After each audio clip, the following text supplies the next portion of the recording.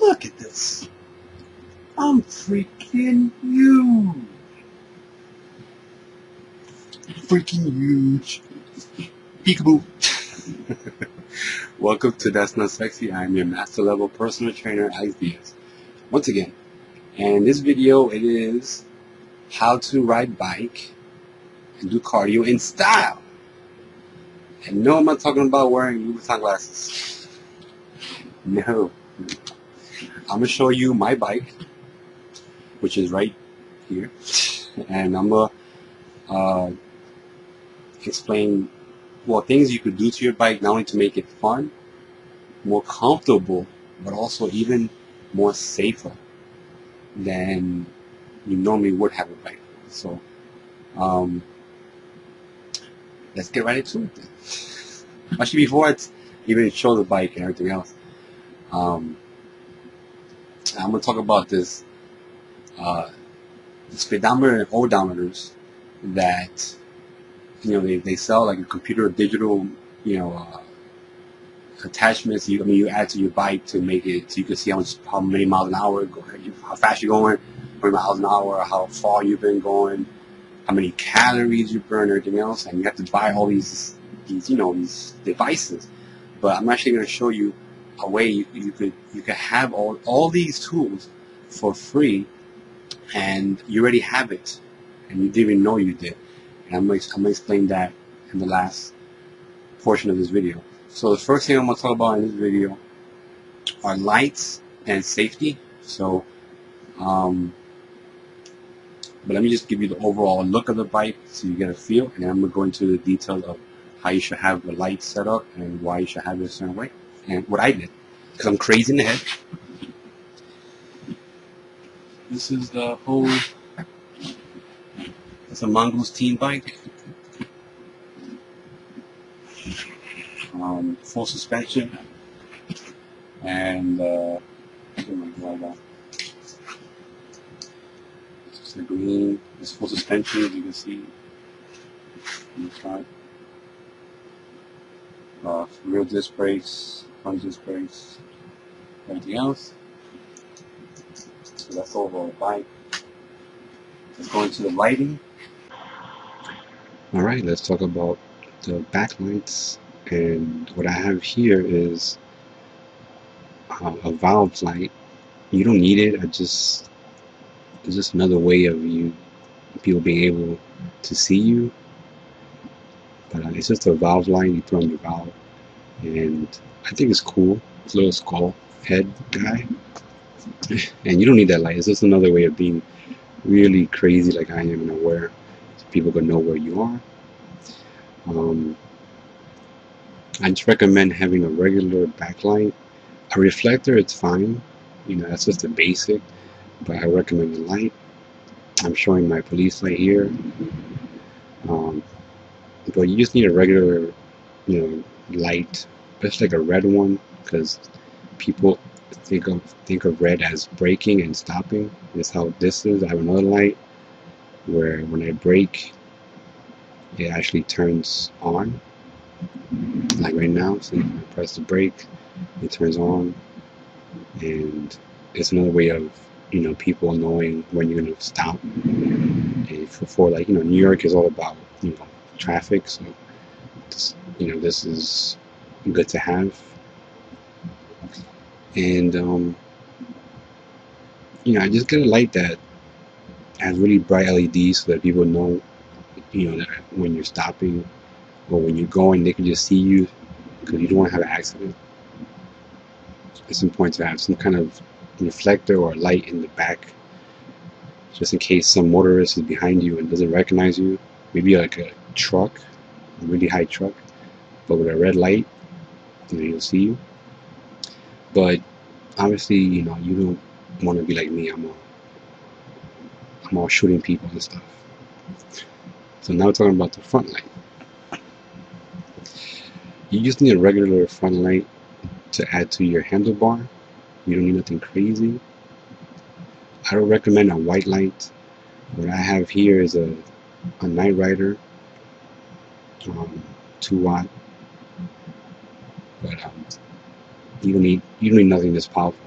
I do recommend that the light you do purchase be detachable, so that when you're going somewhere you could take it with you and you could look at things and stuff and put in your pocket. But just a regular white light that you can see a few feet away from you is really good. With this light though, I can see like about a mile away, but you don't need nothing that powerful. Let's talk about turning signals. I have turning signals added to my handles, so when I make a left turn, and there it is. When I make a right turn, there it is. This also serves as a hazard light if I do have a flat, but you don't have to go to this extreme. You can also have turning signals on the back of your seat if you wish, but you don't really need that. It's just an add-on, just to make it safer so that they know you're turning. Talk about seats, which is comfortable. This is a Cloud 9 seat, the best seat I've ever sat on. It has its own suspension system, and you can see the coils on the bottom. So this is extremely comfortable. Like, you don't even understand how comfortable it is, because when you're riding for a long time, your butt and your crotch area starts to hurt. But with this seat, it feels like you're on Cloud 9. That's why it's called Cloud 9. I recommend it if you're really going for long rides, so you don't feel too much impact. That's that. So the water bottle placement. Now a lot of people have the water bottle here, in the bottom here, or underneath the bike frame, and this is really dangerous. When you're trying to drink water, you're going to bend down and lose all vision, and also half of your body is going down to reach for something. I custom make it to put it right here, so that when I'm riding, I can just easily grab it and I don't have to go so low to reach for it. And this is safer and it's more convenient for me, and I can also have a big 24-ounce water like I do here, because I have more space and it doesn't get in my way as well. So I recommend that placement for the water bottle. As far as pump goes, I recommend this. It's a CO2 hand pump, so it not only does it have its own CO2 canister within, it is also a hand pump. There's tons of these all over the place, and I just recommend any CO2 hand pump, CO2 cartridge pump with a built-in hand pump, because just in case you run out of CO2 and you're in a place where you don't have any more cartridges, you can just hand pump it and then go on your way. Let's talk about water protection. Here I'm showing the M2 Defender, which is a splash guard for the rear wheel. So when the wheel turns to spin the water, it hits the splash guard. It doesn't hit me in the back. Also the lights, I forgot to mention, above the back wheel that has the brake light is from a company called Maxon, and the same goes for my handles, turning signals. So I also have an M1 Defender on the front, same company, just different name, M1, M2, splash guard. This is for water protection. Also, I recommend for your cell phone to get a waterproof case like this. It's waterproof when you add your cell phone. It protects it and doesn't get damaged if it does rain. I recommend that. Waterproofing.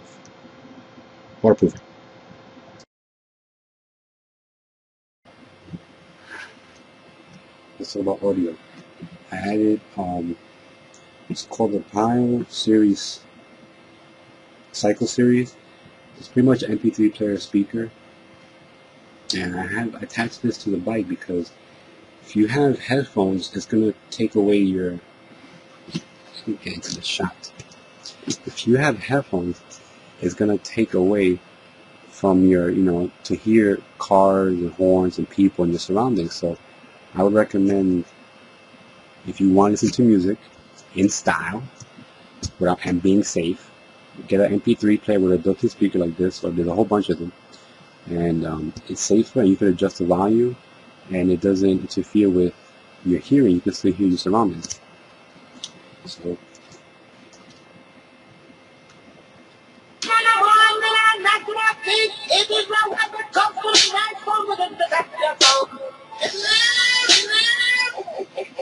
can't never be the person. So that's that. I have sirens, and if I put I have two different sirens, hidden buttons. If I put the sirens on, they're going to be very loud, and they might distort the volume. I'll put it on just so you can hear, you could hear.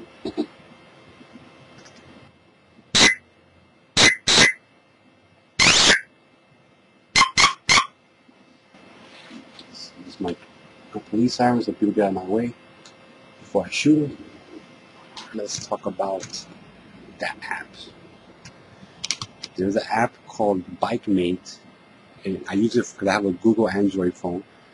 If you have an Apple, there's tons of speedometer, odometer, bike, GPS applications that you could use. But I have an Android, and they have limited amounts of apps, so I have this called Bike Mate.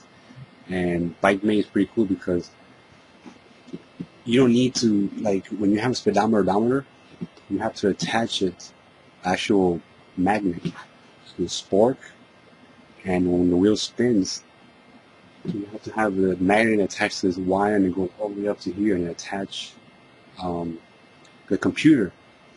So you have to worry about cables and other things that you don't need, and you have to pay for it. And this is free; it doesn't cost anything. And not only can you see your miles an hour, but like obviously I'm not going nowhere, so it's not going to show. But when you start moving, it's going to start showing like the yellow and then the orange and the red. That's when you're going faster and faster. And then it shows you how elevated you are as far as feet, how many calories you burn, your distance you travel. You could adjust it if you want it by miles or whatever. And then your lapse time, and it shows your average speed and your max speed, and you can save it. So when I went to work, it took me like 6 minutes, and it shows me how fast I've been going, what my average speed only took me to get there. So I recommend this, and I recommend getting a waterproof one like I have, and attach it to the front of your mounts, your bike mounts, your handlebar, so that you don't have to worry about taking it out of your pocket and then getting distracted. You can just look down, glance while you're riding, and then know, okay, I'm going like 20 miles an hour. I got like 5 more minutes left, whatever. So I recommend that because it's free. This is a long video, so I hope you like the video on things you could do to your bike to make it safer, funner, cooler, more comfortable, and how to ride in style. Make sure you like, comment, subscribe. And if you're not subscribed, that's not sexy, man. It's freaking huge.